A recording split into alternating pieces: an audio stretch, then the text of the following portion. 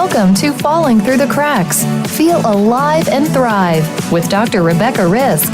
Do you ever feel that even though nothing seems seriously wrong and you pass all the medical tests, that you still feel that your health, pain, and fatigue are completely out of control? It doesn't have to be that way. Listen to the tips and suggestions given on our program today and take back control of your health. Now, here is Dr. Rebecca Risk. Hi everybody, welcome to Falling Through the Cracks. Today we're speaking with Carey Gillam. She is a veteran investigative journalist, researcher, and writer with more than 25 years of experience covering corporate news. We're discussing her new book, Whitewash, the story of a weed killer, cancer, and the corruption of science, which is officially being released on October 10th. So Carey, welcome to the show. Thank you. Glad to be here. So what got you interested in writing about this topic? Well, I've been writing about this really for almost 20 years now. I started covering Monsanto for Reuters. You know, I spent most of my career with the international news agency Reuters, and part of my job there was to learn about Monsanto and all of its business strategies and products, and the other companies that it was competing with, and of course Roundup, you know, or glyphosate, which is the main ingredient. Was Monsanto's big agrochemical, and it's actually the biggest in the world, the most widely used pesticide used in agriculture around the world. So it's become a very kind of important topic in food production and related to environmental health and human health. So I really got sucked in, you know, and that's the book. The book kind of lays out all of the research that has come about over the last 20 years. Well, can you just start us with the basics, a little bit about Monsanto? Yeah, so I'm guessing there are a few people who haven't heard of Monsanto, right? Monsanto's been around, you know, for 100 years, more than 100 years. It's a big industrial chemical company in food additive. One of their first products was saccharin early on.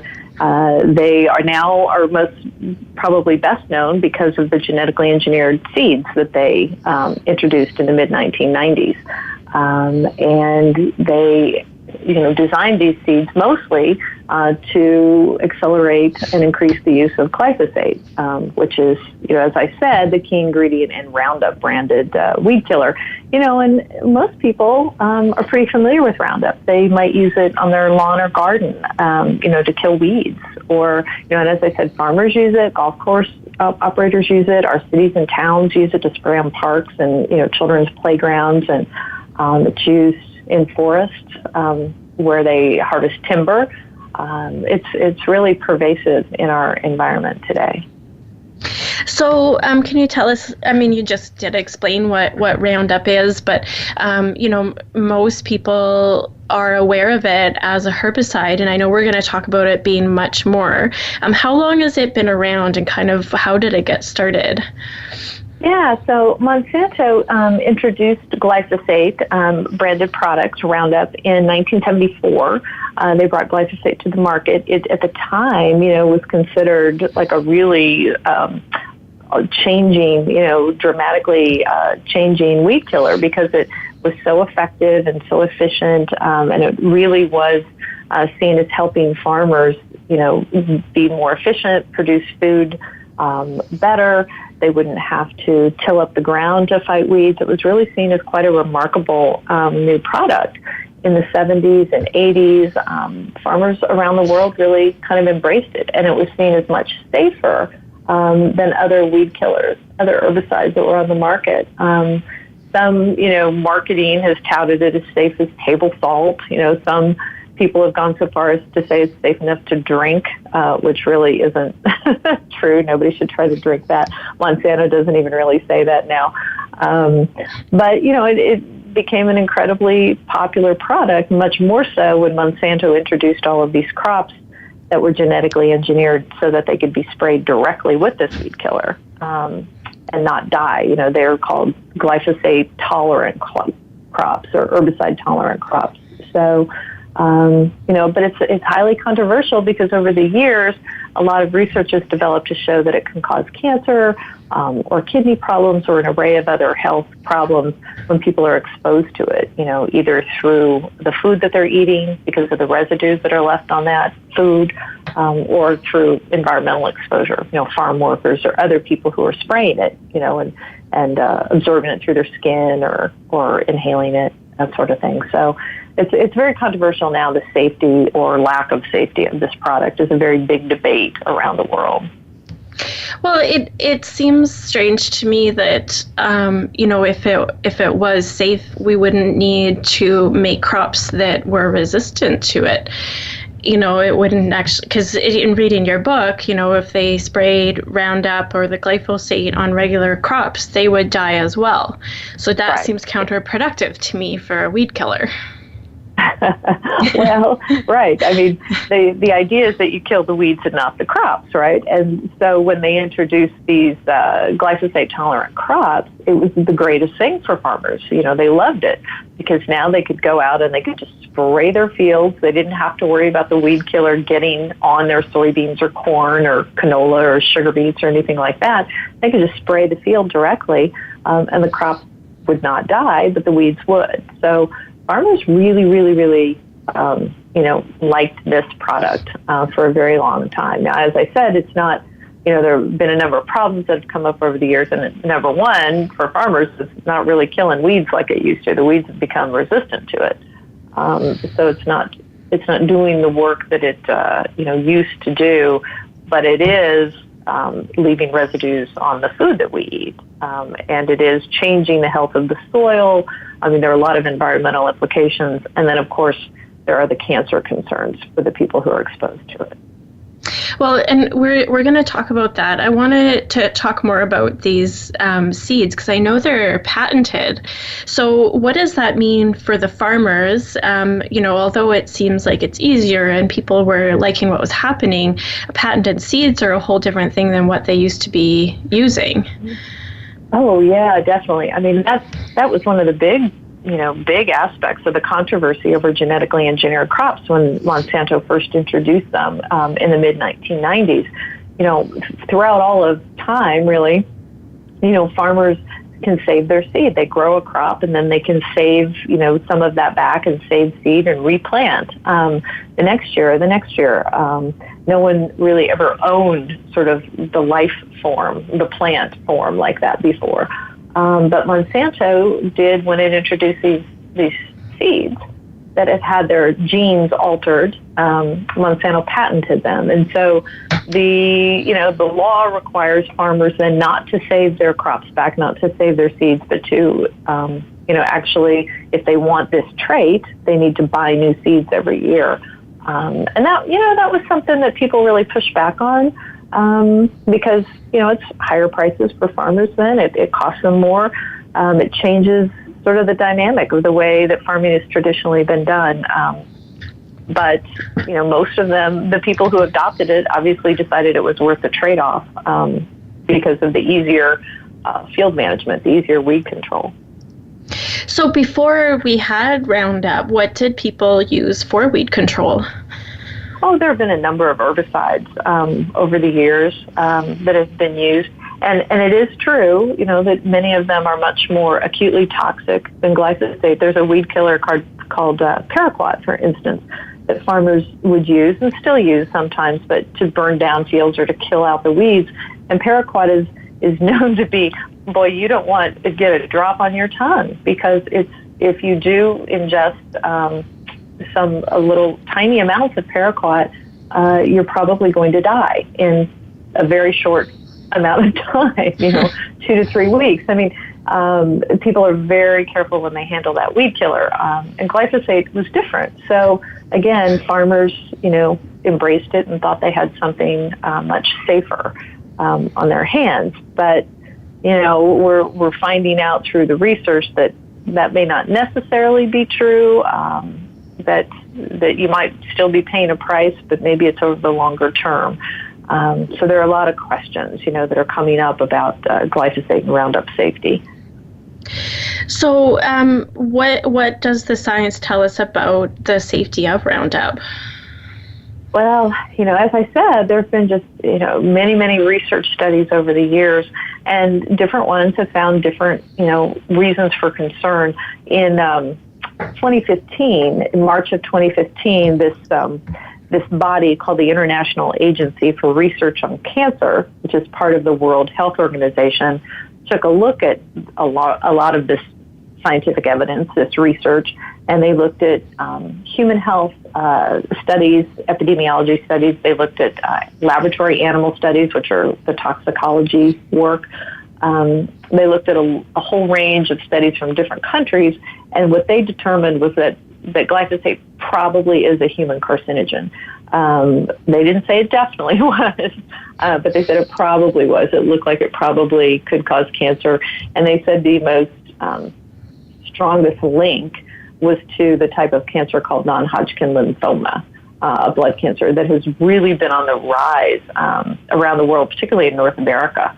And, it's a particularly deadly and horrible, form of cancer. So that's really what has sparked so much debate around the world over the last 2 years, is this finding by the International Agency for Research on Cancer, because these folks that sit on this team who evaluated are like the top scientists around the world, and they're people who are independent. They're people who don't have financial ties, to the chemical industry or agriculture. They're seen as independent experts. So, but as I said, there are many different studies. Some of Monsanto's own studies that they paid for and had done, have shown tumors in animals that are exposed to glyphosate and things like that. So, and there's some kidney disease evidence that has shown up, and some birth defect evidence, that this could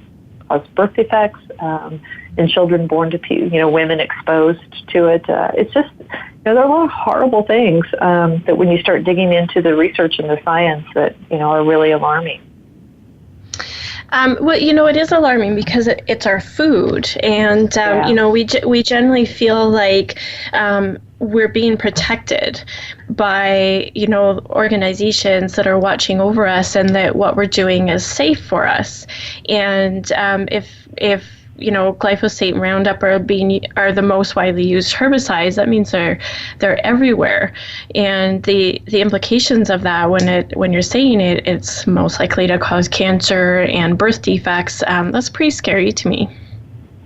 Yeah, it is. And what I was trying to, in my book, in Whitewash, I talk about it, and glyphosate is sort of the main, is indeed, obviously, Monsanto, the main thread through the book, but it really, is only one, right, of many pesticides, and it's the most widely used herbicide right now, but one of many pesticides that we're consuming every day when we, eat our breakfast and our lunch, and that we're feeding our children. And we don't realize, I don't think most of us, that we've gotten to this level in Canada and in the United States and in some parts of Europe and around the world, and definitely in South America. But we're just pouring insecticides and herbicides and fungicides and onto our food crops, onto the fields where we're planting these and harvesting these plants that are being used for food. And all the governments in Europe and Canada and North America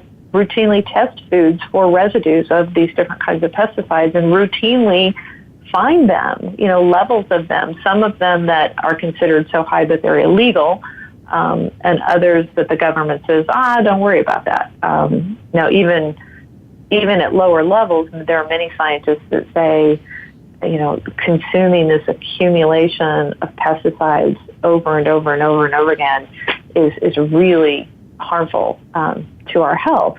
But that body of research and information is still developing. But it just, strikes many people, including myself, it's not a good thing, right, to be taking all of these pesticides in with our food every day. It worries me as a mother. And glyphosate, as I said, glyphosate is the most widely used and has shown up in a number of tests in cereals and breads and crackers and snacks that you would feed to your kids, and it's really pervasive, and it's showing up in our bodies. If you have your urine tested, if you have your urine tested to see if you have glyphosate, you probably do. You probably will have this weed killer show up in your body. So. Well, that's pretty scary, because if they're spraying it in the air, even if you're trying to avoid it, in your book you talk about it's in our water, and it's being sprayed in the air. So it sounds like we can't avoid it at all, no matter what we're doing and how careful and cautious we are. And that, maybe if you're living somewhere off by yourself in the middle of nowhere and you grow your own food, and maybe that's the way to do it. But I think for most of us, you can choose organic foods. You can choose foods that are grown by a farmer who perhaps they don't use these pesticides. Organic, of course, you're not supposed to use synthetic pesticides. So that's one way to try to lower your pesticide exposure through food. But it's not a perfect system, and we've created this world where these corporate pesticide companies, these corporate chemical companies who are making billions of dollars off of these products, have somehow convinced our farmers and our policymakers, our lawmakers, and even members of the public, I guess, that it's not a big deal, that, it's fine. We can have giant, pesticide loads in our food system and be fine with it, and, have it be in our water and our air and be fine with it.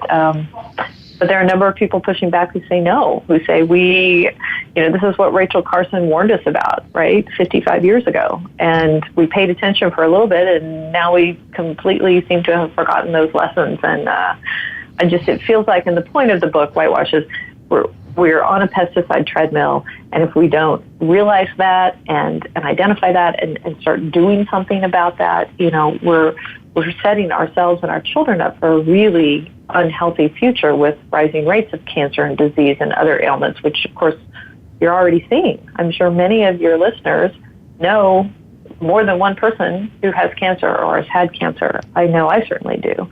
Far too many, actually. So, it's something I'm hoping people will pay attention to. Pesticides it's not a sexy topic, right? It's not something that... No. Right, at cocktail parties, people are like, oh, let's talk about pesticides. But it certainly affects all of us who eat, Well, I definitely agree with you. We're going to talk about this more after the break. Today we're talking with Carey Gillam. She is the author of Whitewash, the story of a weed killer, cancer, and the corruption of science. We'll be back shortly.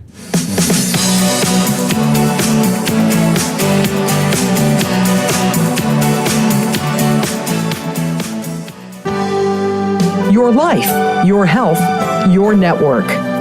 You're listening to Voice America Health and Wellness. The largest syndicated alternative health talk program has come to the Voice America Network. The Dr. Bob Martin Show is the program that will answer your health questions and help you to heal your own body of many different ailments. Each week, you'll hear the answers that Dr. Bob gives to his callers that help them to be their own doctor most of the time. We'll also discuss developments on the healthcare front and what you need to do to keep your body in top form. The Dr. Bob Martin Show airs Wednesday mornings at 9 a.m. Eastern, 6 a.m. Pacific on Voice America Health and Wellness. The Voice America Live Events channel is here now to showcase your corporate, individual, or organization's live event. Visit voiceamerica.com/live events to see all of our past live events and find out more. Whether it's a multi-day conference, special speaker, or single-day event, we've got everything to make your event a success. We can do a few hours or a few days. For more information about taking your event to the next level, call Jeff Spinard at 480-294-6417 or email info@voiceamerica.com. Again, that's Jeff Spinard at 480-294-6417 or send us an email to info@voiceamerica.com. Voice America is where you are and where you want to be. Join us around the globe as we broadcast live from some of the most interesting events available. Don't forget to view all our live events, including on-demand access to past events that you may have missed by visiting voiceamerica.com/live events. Your life, your health, your network. You're listening to Voice America Health and Wellness.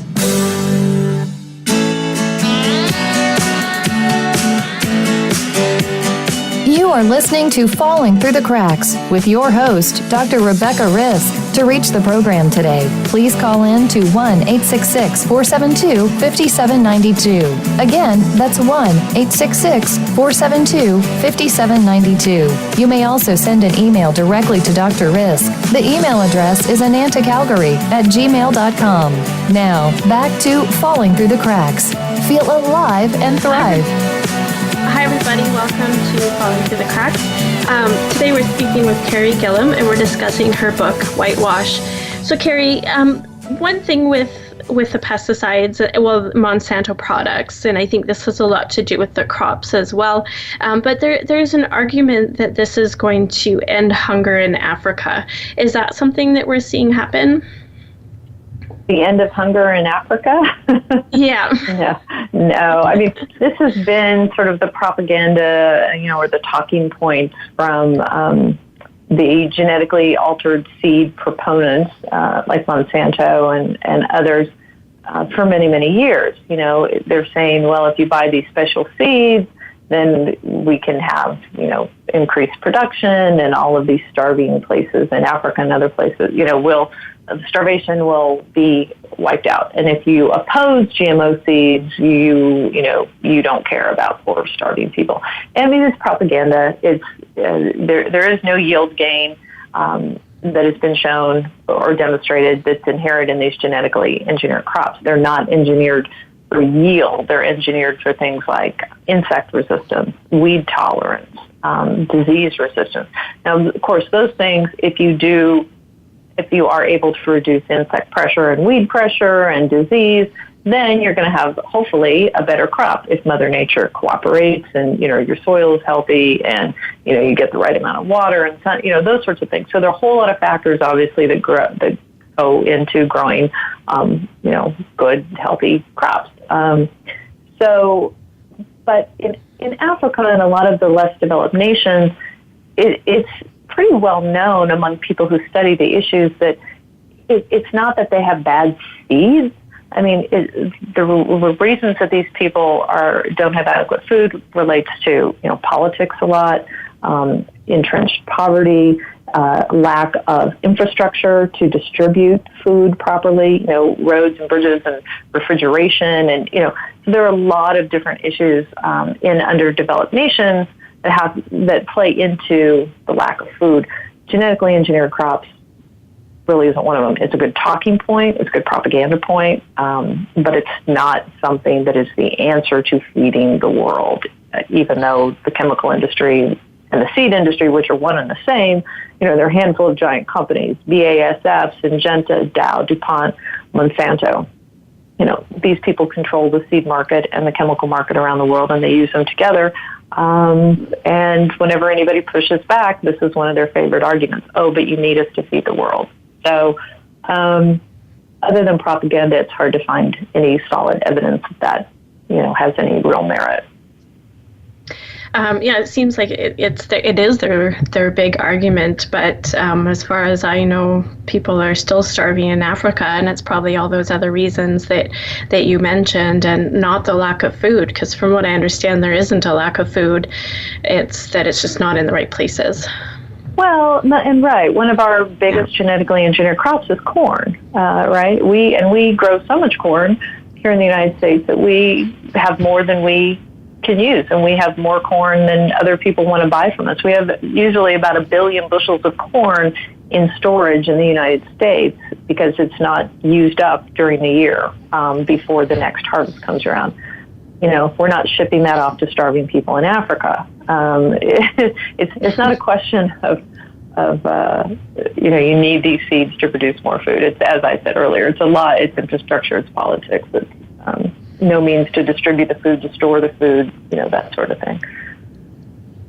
So one of the issues that we're having with the Roundup as well, and I love this story in your book about this, is the super weeds and what is actually happening with those. So can you just explain what super weeds are and what's happening with them? Sure, yeah, I can. Superweeds are weeds that have become resistant to the weed killer, that have become resistant to glyphosate, or as Roundup. Glyphosate, again, being the active ingredient in Roundup. And farmers, when they first started using it, of course, as I said, it worked great. But like anything, like antibiotic resistance and others, resistance has developed in the weed community, the weed population. So now when farmers go out to spray, the weeds are like, yeah, no, I'm not going to die. And it's become a real problem because these weeds, some of them, and I, didn't really believe it till I saw it, but I mean, they can grow taller than like a man, 6 feet tall, 8 feet tall, and with giant stalks, and very difficult to get out, and they choke off the nutrients and the moisture that the crops need.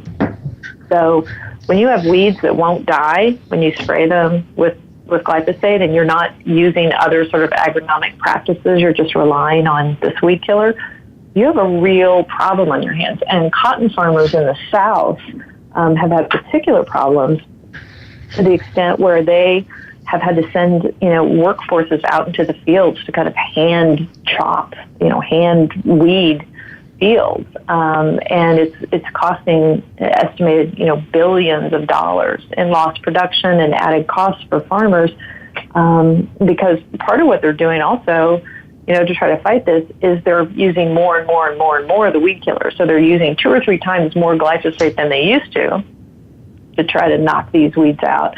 And now what they're adding on other herbicides on top of it. So now we're adding dicamba on top of glyphosate, and we're adding 2,4-D on top of glyphosate. It's what I talked about earlier. It's sort of a pesticide treadmill. The more we use these pesticides, the more problems we create, and then we try to address those problems by pouring more pesticides on top of them, and then we create, so as you see with the experts that I talked to in the book, there are many weed experts, agronomists, plant scientists, others who say this is not the answer. This is not, the way that you have a sustainable and healthy environment and future, for our families. This pesticide treadmill is deadly and devastating. Well, it seems almost like a sci-fi movie that we've got weeds that are taller than a man, 6 feet tall or so, and that you can't cut them down. I think in your book you said if they get higher than an inch, you're done. And you can't get rid of them. I'm not sure if I'm quoting that right, but that seems crazy to me. When all I've ever dealt with is dandelions or whatever in my yard, to deal with weeds that are that tall, and that it seems like a sci-fi. It doesn't seem like something that should be happening. Yeah, no, it's been bad for a lot of farmers. It's been spreading, many, tens of millions of acres of superweeds have infested, our farm fields around the United States, at least. I do believe you have a problem in Canada, but I don't think it's as extensive as it has been in the United States so far. Because, the United States is the largest user adopter of genetically engineered crops, where the farmers are spraying, over and over and over again with glyphosate. So, that's what's caused the problem. So when we know that that's causing the problem, why aren't we making more steps into either banning it or doing something different, as opposed to more pesticides that are making the problem worse? Well, and that's the great debate right now, right? I mean, so you have these opposing forces. You have different sides, environmental organizations and weed scientists and plant experts and people like that who are saying, even the USDA, which is a giant corporate agriculture cheerleader, but even the USDA has dispatched conservation and environmental science experts, into the farm fields around the United States, just start coaching farmers on reducing their pesticide use and reducing their weed killer use because of these environmental problems. Now, they're doing it quietly. They don't want to advertise too loudly. When I talk to them, it's, they're told not to talk too loudly about this because, of course, they don't want to do anything that harms the, business prospects of the big corporations. But But there are a number of people around the country who are realizing, and around, everywhere, Europe and Canada, who are realizing that there needs to be a change. But we still have our lawmakers and our policymakers who listen to the very powerful, very wealthy corporations who tell them, no, the answer is not, more sustainable practices and less pesticides. The answer is more pesticides. So it's a push-pull right now. Which when the science is showing what's happening, it just seems to me like it should be very straightforward that, we look at this in a certain way, but I know that's not the way things happen, and we do things a little differently than I guess we should to protect ourselves. And I know Monsanto is a huge company and can probably defend itself better than, a little person coming up and saying this isn't right, what's happening. Yeah, they have a lot of money, and they spread it around. There are giant campaign contributions from the big companies like Monsanto and Dow and DuPont, and they have spent a lot of money, millions and millions of dollars here on lobbyists who are twisting the arms of lawmakers, who are leaning on regulators. It's a hard thing, I think, and you see it in many different issues, not just this issue, but many times policymakers seem to forget they're there to protect the public, and they get caught up in protecting the corporate interests. And that's definitely what we're seeing in this situation with the pesticides. It's protection of corporate profits more so than consumer and public health. Well, and one of the things that has had a lot of press is, of course, the bugs that are being affected, because it's not just the ones that are hurting the crops, but we're talking about the monarch butterfly and the bees that are being affected by Roundup. So can you tell us about that? There's the monarch butterfly is sort of a sad one, isn't it? We talk about it in the book.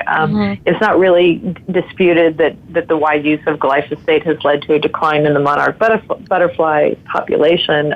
Even Monsanto has admitted that and is trying to be part of an effort to restore or regenerate the monarch population. It's largely because as you spray glyphosate, you're killing weeds, you're killing milkweed, you're killing a lot of the natural environment around farm fields or around roadways or utilities or, even lawn and gardens. So when you take away the milkweed, you take away sort of the main sustenance and the main thing that monarch butterflies rely on. So monarch butterfly population drops. So right now, there are a lot of efforts, government efforts, and as I said, private efforts to have people plant milkweed, and try to restore that butterfly population. The bees are, another really worrisome situation, perhaps more so because they pollinate, many of our food crops. We don't just get honey from bees, right? Many important food crops are pollinated by bees, and the bees have been shown to be affected by pesticides, or all of the different pesticide loads that we're putting onto our farm fields. Neonicotinoids, which is separate from glyphosate, but is also a widely used type of pesticide and insecticide, is showing to be really, really harmful to bees, and glyphosate to maybe a lesser extent. But again, we're sort of pouring these pesticides on our landscape, and we're seeing the natural world react in a way that isn't really helpful. And the poor bees, I say the poor bees, poor us, the bees that aren't dropping dead from neonicotinoid exposure are bringing glyphosate back to their hives, and we're finding glyphosate levels in honey. Even organic honey products are being found to contain high levels of the weed killer glyphosate, because it's everywhere, and honeybees go everywhere, and so they bring it back with them. So, and we're creating insect resistance as well. The insects that there are also GMO crops that are designed to be insect resistant. So harmful insects that eat and infect crops. several of those, there are crops that have been designed to resist those insects. And of course, the insects are now resistant, just like the weeds have become resistant. So again, you're having to use more and more insecticide or try different things. So, we thought we were smarter than Mother Nature, I guess, right, by bringing these, tinkering with the DNA of these crops. But Mother Nature is kind of saying, yeah, you're not so smart. So... Well, and we're losing the butterflies and the bees, like you said, they pollinate our crops, and without those, we're going to die because we won't have any food. And, that's pretty sad. I heard a story of someone who has bees in Calgary, and she always fought for them to not spray in her area, and they did anyway, even though they weren't supposed to. And then, the bees didn't die, but they became really weak and they got mites, and so she may lose all her bees. And that's pretty troubling to me, that we're not being aware of what we're doing, and all we're really worried about, especially when we're spraying in a city and in parks, is dandelions. We're just like it's aesthetics, and we're causing all this harm, and we're doing all of this in even in urban areas when it's not necessary, and we know what the repercussions are going to be because we're already seeing it, and we're still blindly doing it without questioning anything.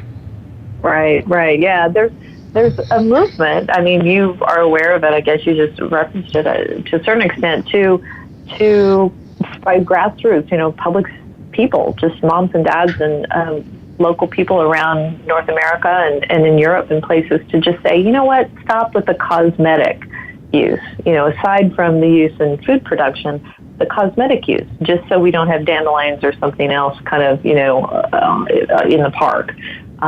Because my kids play in that park and they might roll around in the grass and, suck on a dandelion stem, or whatever. But stop with the cosmetic use of all of these pesticides. And some cities and towns are listening and paying attention. But it really comes, I think what we're seeing is it really comes from the grassroots. It really comes from, everyday mom and dad paying attention, doing a little bit of research, talking to each other, learning about it, and then telling their city leaders or whomever, county leaders, this is important and stop doing it. And, with enough informed, educated people, we can probably restore maybe some of the balance, that has been lost. We're going to talk about this more after the break. Today we're talking with Carey Gillam about her book, Whitewash. It's the story of a weed killer, cancer, and the corruption of science. And we'll be back shortly.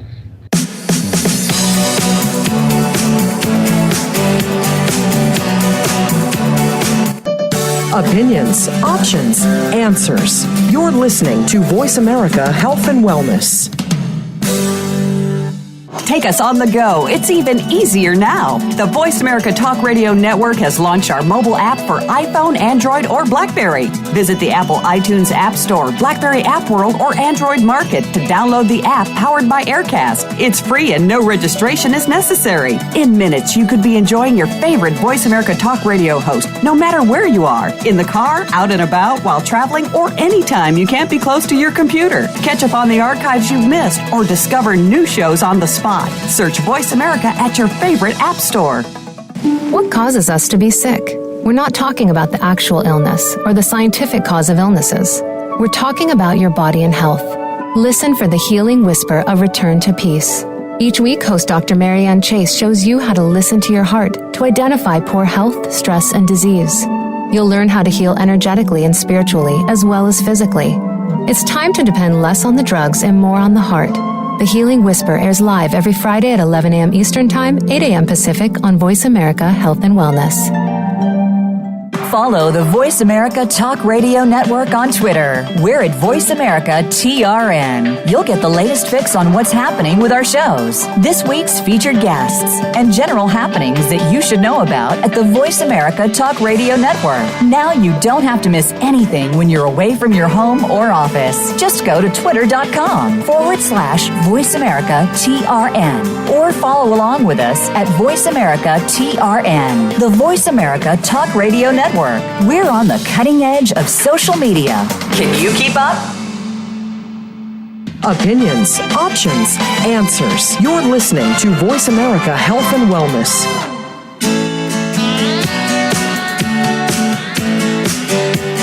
You are listening to Falling Through the Cracks with your host, Dr. Rebecca Risk. To reach the program today, please call in to 1-866-472-5792. Again, that's 1-866-472-5792. You may also send an email directly to Dr. Risk. The email address is anantacalgary@gmail.com. Now, back to Falling Through the Cracks. Feel alive and thrive. Hi, everybody. Welcome back. Today we're talking with Carey Gillam. She is the author of Whitewash, the story of a weed killer, cancer, and the corruption of science. So, Carey, the only thing in your book we haven't talked about yet is the corruption of science. So can you tell us a little bit about that? Gosh, yeah, we could talk the whole hour about that. I guess one of the most alarming things, and I use the term jaw-dropping, I guess, is the level of deception that we have seen, specifically when it comes to Monsanto and the message of safety around Roundup and glyphosate.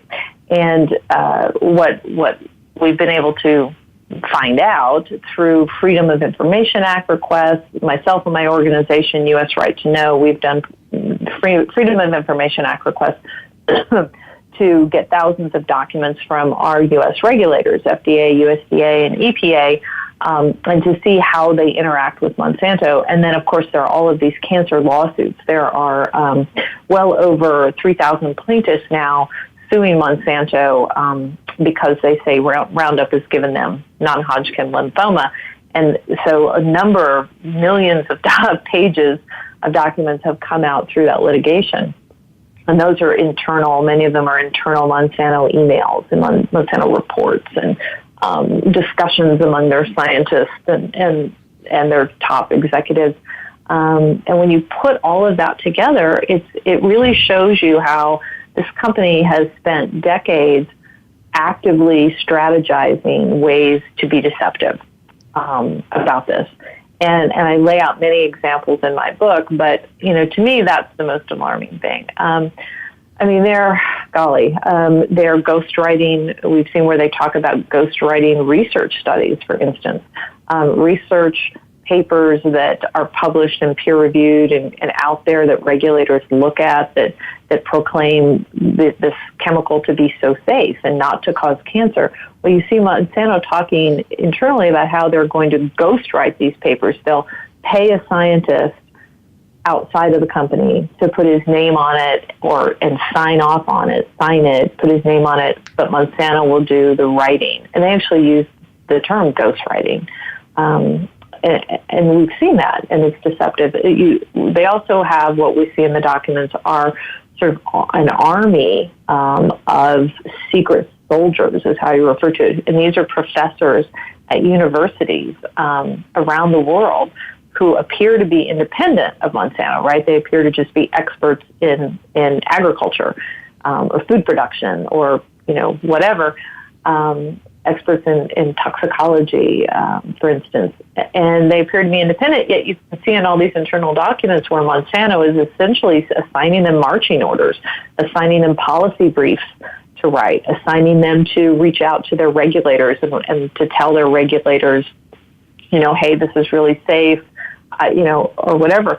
When IARC, when the International Agency for Research on Cancer came out and said it looks like glyphosate probably causes cancer, you can see internally where Monsanto is reaching out to all of these different academics and telling them what to say and what to write, while appearing to be, just independent. And they've set up websites, they've set up organizations that look like they're independent organizations that weigh in on public policy and publish articles in magazines and newspapers. And we find out through these documents that Monsanto's PR people, their public relations people, have actually written the articles or written the documents. So And it just goes on and on and on. There are numerous examples. Monsanto sending money to the universities and funding these programs for these professors secretly. These professors are representing Monsanto's interests secretly. It's I call it decades of deception. It's whether or not glyphosate causes cancer or doesn't cause cancer. Maybe people want to debate that. They certainly cannot debate that Monsanto has actively and strategically set about to deceive the public and policymakers in multiple ways. That's documented in their own papers, and that's probably the most outrageous. So, have they been punished in any way or anything when this was discovered, or are they just able to continue on? Well, not really. I mean, there have been, it's more the people. Like, there was a prominent scientist who was publishing articles in Forbes magazine, for instance, and, very authoritative about the safety of Monsanto's products. And the documents showed that and it came to light, the documents showed that Monsanto, was not only telling him what to write, but writing it for him. And so Forbes magazine, when that came out, they removed his articles from their website and said they were severing all ties with him. And so you see these implications. There was a professor with the University of Florida in the United States who the documents showed secret money and secret relationships with Monsanto, and the university had him donate some of that money to, a food bank, that kind of thing. And he took a lot of heat. And so, there are ramifications, but nothing really against Monsanto. There's an investigation right now by the Office of Inspector General in the United States, the EPA's Office of Inspector General, looking at concerns that the EPA and Monsanto have been colluding, basically when it comes to glyphosate safety, colluding to sort of cover up or influence or alter the safety assessments on glyphosate. And then, of course, you have the cancer lawsuits, which are alleging that Monsanto has, lied and manipulated and hidden information. So that's where we are now. Europe is considering whether or not to keep glyphosate on the market there right now. I mean, they are obviously paying attention to all of the evidence of deception. I'm not so sure our U.S. regulators are doing that. It doesn't appear that they have much concern about that. So, so around the globe, I know everybody's aware of what you and I have talked about. Are there different places, like you said, Europe, that are thinking about doing something differently than we're doing in North America? Oh, definitely. I mean, it was just last week that France announced that it was going to ban glyphosate. It was going to phase out all uses of glyphosate over the next few years. Other countries, smaller countries around the world that have also been moving to do that and looked at doing that. Now, understand whenever that occurs, Monsanto and others in the chemical industry put great pressure then. They apply great pressure and they fight back. And they've enlisted the help of the State Department in pushing back on any restrictions on glyphosate. So it's a big deal, and it's a big political battle whenever someone or some government entity does try to put restrictions on this chemical. It's a $1 billion baby. I mean, it's worth many billions of dollars to Monsanto and to other agrochemical companies around the world. So is there something that, say, somebody like I can do to make changes to bring either awareness or to change things in my own city? Well, there are people who I said they're doing it. I don't know how to do it. I've never been sort of an activist or an organizer. I'm just a journalist. I just find stuff out and write about it, right, or tell people about it. But what I see, they're getting together, they're having meetings, they're having rallies, they're having town hall meetings, they're talking to their city council people and their school board people and and you're seeing it. I've lost track of how many little cities and towns are pushing back enough that they're getting some restrictions. The really hard thing is taking it out of agriculture. and that's the biggest use, of course. But the big thing is to just be aware, right? Read the book, read articles, and talk about it to people. And because it's serious, and it is the health of our children. And, there are many of these pesticides. Chlorpyrifos is one of them. It's a hard thing to say, but again, it's on a lot of your fruits and veggies you might be feeding your kids. And it's been demonstrated through pretty, strong research to have neurodevelopmental problems for children, to create problems in their brains. So this stuff is important, and we need to pay attention. So, is there a way that we can protect our families? Like, is eating organic enough, or is that where we should start? That really seems to be the easiest first step, right? Is to try to reduce the pesticide load in your food, and organic right now is really the way to do that. There are food companies and others who are looking at sort of an in-between, sort of trying to contract with farmers or, set up reduced pesticide, food systems, where maybe it's not all the way to organic, but it's not sort of the conventional, heavy use of pesticides. People are looking at it, but yeah, I mean, the easy answer for a consumer worried about pesticides in their foods is to buy organic. If you're, live near a farm field, or you are a farm worker, or your children play next to a farm field, I mean, that's a different type of exposure, and that's a different type of action. That's something where you need to find out what that chemical is and how far away it's being sprayed and when it's being sprayed, if it's being sprayed properly. And, if somebody's flying over the farm field next to your home spraying weed killer, that weed killer is drifting over onto your lawn and your child's play set and that sort of thing. So, there are a lot of different implications, a lot of different things people can do and should do to protect themselves. Now, is there a way people can get a hold of you or your book if they have more questions? Oh, yeah, that's a great idea. I have a website. It's just my name, CareyGillam.com. And I've got information there about how to get in touch with me, and the articles, hundreds of articles that I've written that people can search and read about this subject, and then information about the book and things like that. So that's probably an easy one-stop shop, I guess.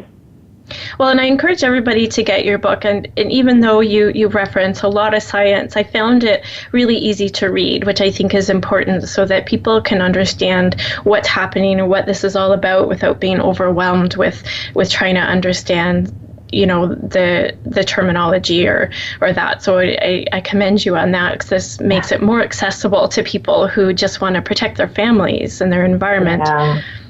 Thanks. I tried to tell it just from the personal, tell it through the stories of farmers and moms and dads and scientists and people, real people, because that's what we care about.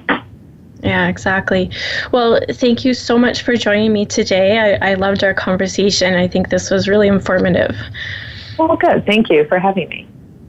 And everybody, thank you so much for listening. We are talking today with Carey Gillam. She is the author of Whitewash, the story of a weed killer, cancer, and the corruption of science.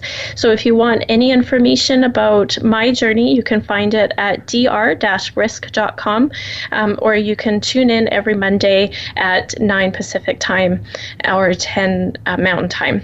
And thanks so much for listening today. Be sure to make today a great day.